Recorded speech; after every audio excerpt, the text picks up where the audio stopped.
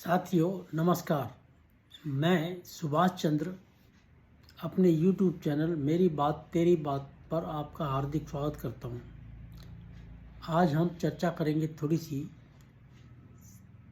CA लागू होने के बारे में। इस चर्चा में थोड़ा सा हंसी मजाक भी है और बहुत सी बातें सीरियस भी हैं। तो चर्चा शुरू करने से पहले मैं आपसे अनुरोध करता हूं कि आप वीडियो को लाइक करें, शेयर करें और मेरे चैनल को सब्सक्राइब जरूर करें।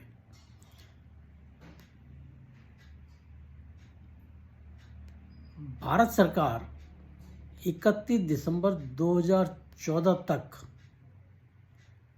पाकिस्तान, अफगानिस्तान और बांग्लादेश से प्रताड़ित होकर आए हुए हिंदू, सिख, ईसाई, बौद्ध, जैन और पारसी समुदाय के लोगों को नागरिकता देने के लिए सीए कानून बनाया। अब ये कानून में केवल मुसलमानों को नहीं लिया गया। मुसलमानों को क्यों नहीं लिया गया? बड़ी सिंपल सी बात है जी, कि वो तीनों इस्लामिक देश हैं।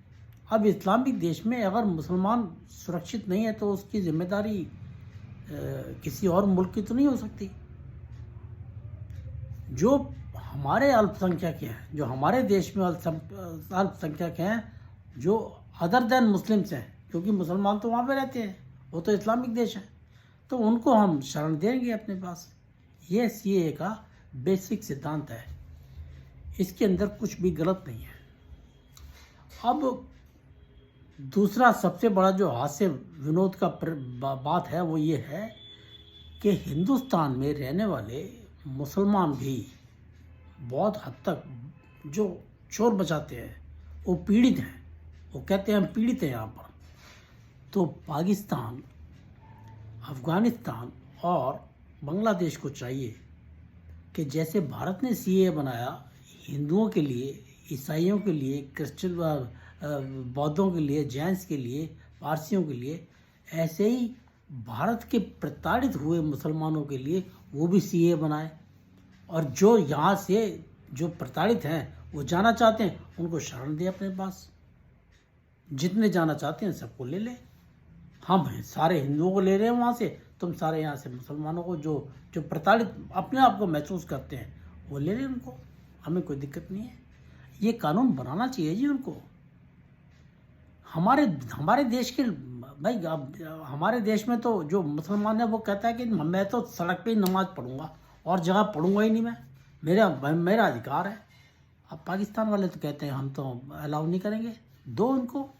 ये प्रताड़ित महसूस करते हैं कि नमाज अदा करने से मना किया जाता है, हम तो प्रताड़ित हैं। तुम दे दो भाई अपने पास। इनको 3 तलाक चाहिए, तुम दे दो अपने पास। तो ये जो चीज़ें हैं ये बड़ी गंभीर हैं। और ये प्रताड़ित होने वाले कौन कौन लोग हैं ज़रा ये भी सुन लीजिए, मैं बताता हूँ आपको। ओवैसी सबसे बड़ा हल्ला मचा रहा है, सड़कों पे आ जाओ जी। अरे यार, कोई बात है? कोई कानून ने तेरी क्या भैंस खोल ली है जो सड़कों पे बुला रहा है मुसलमानों को दंगे कराने के लिए? फारूक अब्दुल्ला, महबूबा मुफ्ती, तौकीर रजा हैं और बैंड पीएफआई के सारे बाशिंदे, अरफा खानम, शेरवानी, ये सबसे बड़ी प्रताड़ित है जी। इनको तो हर चीज़ के अंदर प्रॉब्लम नज़र आती है। राणा अयूब, सबा नकवी, ये लोग ऐसे लोग हैं जो इतने परेशान हैं कि इनको शरण बहुत जल्दी दे देनी चाहिए पाकिस्तान को, अफगानिस्तान को या बांग्लादेश को। अरफा खानम को तो सबसे पहले शरण अफगानिस्तान को देनी चाहिए। इसको बड़ी तड़पती रहती है कि यहाँ पे बहुत बुरा हो रहा है मुसलमानों के साथ। और अफगानिस्तान में इसके साथ क्या करना चाहिए? सबसे पहले इसको कहना चाहिए बुर्का पहनो, पूरा शक्ल दिखाई नहीं देनी चाहिए। और नौकरी करनी है तो शादी करो। सारा आटे दाल का भाव नज़र आ जाए, पता चल जाएगा इनको।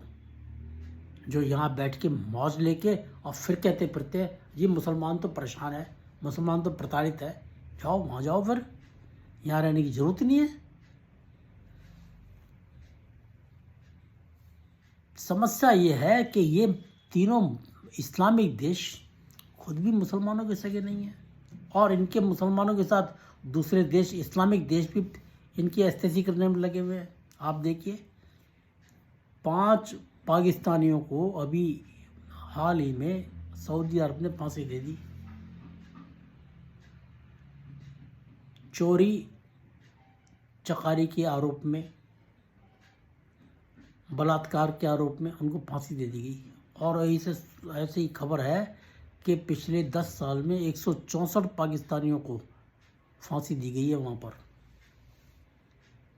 ये अपने सगे कैसे नहीं है जी? आप देखिए, पाकिस्तान ने 17 लाख अफगानिस्तानी निकाल दिए, मुसलमान थे ना। तुम मुसलमानों को नहीं रखना चाहते, तुमने हिंदुओं को क्या हाल किया होगा वहाँ पर, आप सोच लो। 22% थे जब 1947 में तुम पैदा हुए थे भारत को छोड़ के। आज वहाँ पे 1.5%, 2% में हिंदू नहीं है। कहाँ गए जी वो?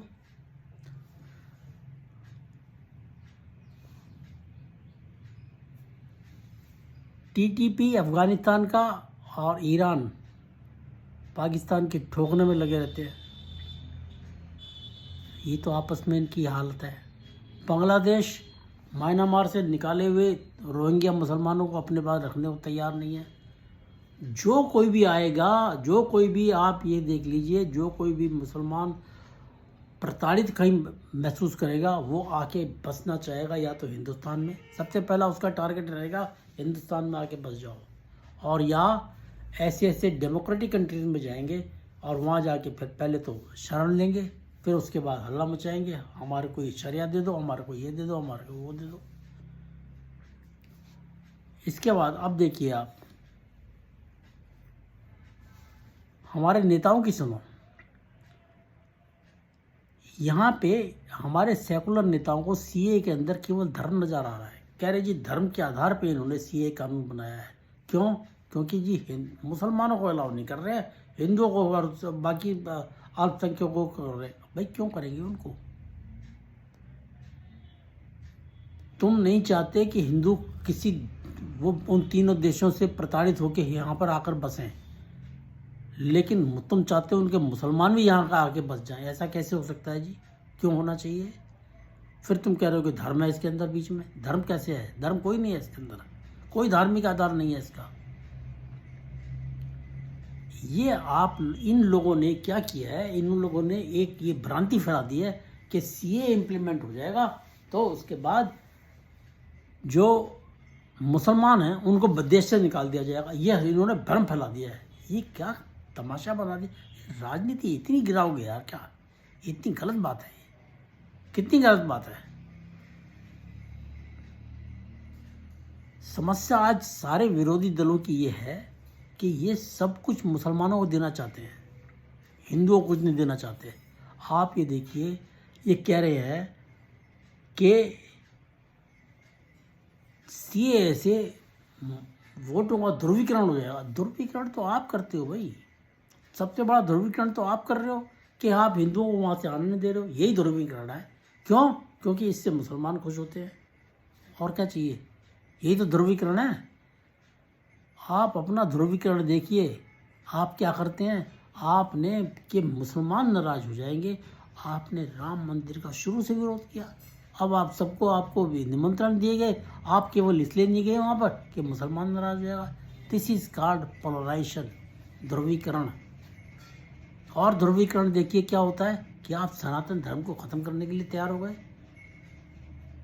आपने आह्वान चालू कर दिया कि ये तो सनातन धर्म तो मलेरिया है, डेंगू है, ये है, वो है, इसको ख़त्म कर दिया जाए।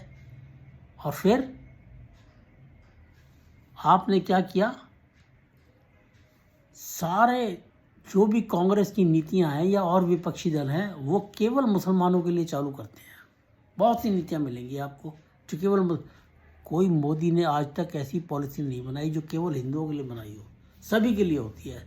सर्वजन हिताय सर्वजन सुखाय। केवल हिंदुओं के लिए कोई पॉलिसी नहीं बनी। आप बनाते हैं। आप क्या करते हैं? कर्नाटक सरकार को 445 करोड़ रुपए हिंदू मंदिरों से मिला, 330 करोड़ आपने ईसाइयों को मुसलमानों को बांट दिया। कैसे? ये है पोलराइजेशन, ये है ध्रुवीकरण। अब आप ये देखिए कि केरल हाई कोर्ट, केरल का जो चीफ मिनिस्टर है विजयन, और बंगाल की ममता बनर्जी, वो कह रहे हैं हम किसी कीमत पे सीए को लागू नहीं होने देंगे।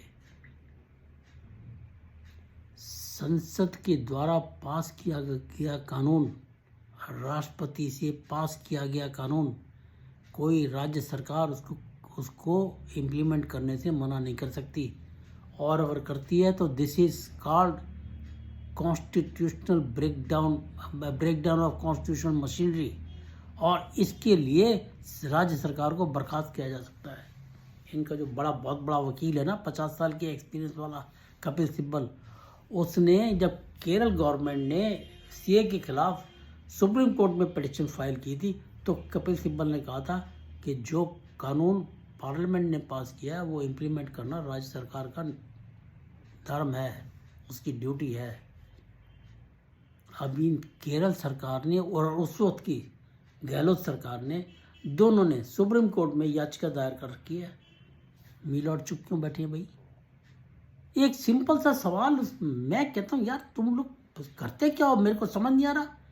रोज नए नए केस लेके बैठ जाते हो। ये इतना बड़ा इशू है, आप ये फैसला केवल ये करना है, can a state government file a case against the parliament, can against the central government rules law, can it deny to implement the law pass by the parliament?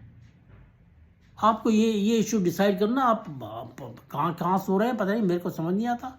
और सीए के ऊपर दंगे हुए, चंद्रचूड़ जी ने सब दंगे करने वालों को माफ़ कर दिया कि जी इनसे तो गरीब है, निरी गरीब लोग हैं, ये बेचारे कहाँ से नुकसान की भरपाई करेंगे। अबे नुकसान की भरपाई तो नहीं करेंगे, लेकिन नुकसान करने की ताकत रखते हैं बस।